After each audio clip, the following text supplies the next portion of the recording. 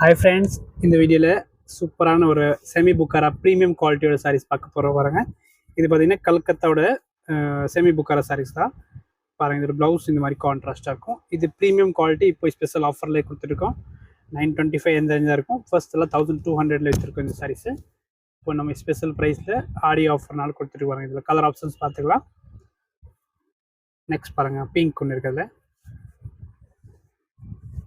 Fabric premium quality தான், சூப்பராக இருக்கும். ஒன்றுமே ஆகாத, நார்மல் வாஷ் பண்ணிக்கலாம். நெக்ஸ்ட் பாருங்க, லேவண்டர் ஒன்று இருக்குதுல்ல.